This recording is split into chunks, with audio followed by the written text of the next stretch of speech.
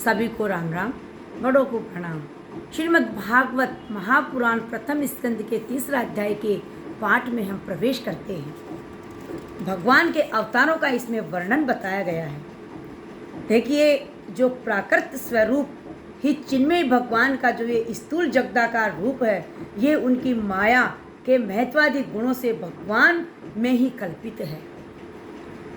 जैसे बादल वायु के आश्रय रहते हैं और दूसरपना धूल में होता है, परंतु अल्प बुद्धि मनुष्य बादलों का आकाश में और दूसरपने का वायु में आरोप करते हैं, वैसे ही अविवेक के पुरुष सबके साक्षी आत्मा में स्थूल दक्ष रूप से जगत का आरोप करते रहते हैं।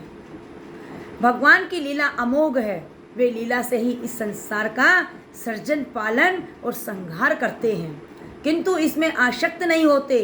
प्राणियों के अंतःकरण में छिपे रहकर ज्ञानेंद्रिय और मन के नियंता के रूप में उनके विषयों का ग्रहण भी करते हैं, परंतु उनमें अलग रहते हैं।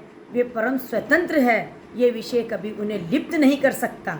जैसे अनजान मनुष्य जादूगर अथवा नट के संकल्प और वचनों से की हुई करामात को नहीं समझ पाता, वैसे ही अपने संकल्प और वेदवाणी के द्वारा समझ पाता।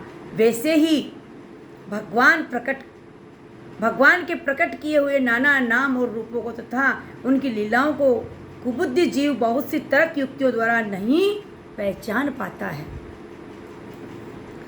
सेवा भाव से उनके चरणों का चिंतन करता रहता है। सोनकादि ऋषियों, आप लोग बड़े ही सौभाग्यशाली, इतना धन्य हैं जो इस जीवन में और विघ्न बाधाओं से परे इस संसार समस्त लोकों के स्वामी भगवान श्री कृष्ण सर्वात्मक आत्म भाव व अनिवर्चनीय अनन्य प्रेम करते हैं, जिससे फिर इस जन्म मरण रूप संसार के भयंकर चक्र में नहीं पड़ना होता है।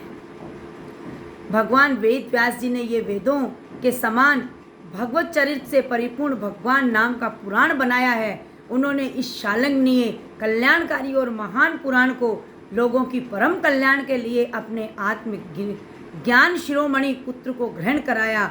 इसमें सारे वेद और इतिहासों का सार संग्रह किया गया हुआ है। सुखदेव जी ने राजा परीक्षित जी को यह सुनाया। उस समय वे परम ऋषियों से घिरे हुए आमरण अनशन का व्रत लेकर गंगा तट पर बैठे हुए थे। भगवान श्री कृष्ण जब धर्म, ज्ञान आदि के साथ अपने परम धाम को पधार गए, तब इस कलयुग जो लोग अज्ञान रूपी अंधकार से अंधे हो रहे हैं, उनके लिए ये पुराण रूपी सूर्य इस समय प्रकट हुआ है।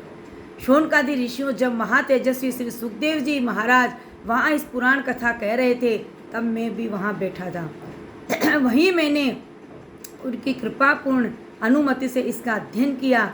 मेरा जैसे अध्ययन है, मेरी बुद्धि ने जिस प्रकार इसको ग्रहण किया है, उसी के अनुसार इसी में आप लोगों को मैं सुनाऊंगा। धन्यवाद। जय श्री कृष्ण।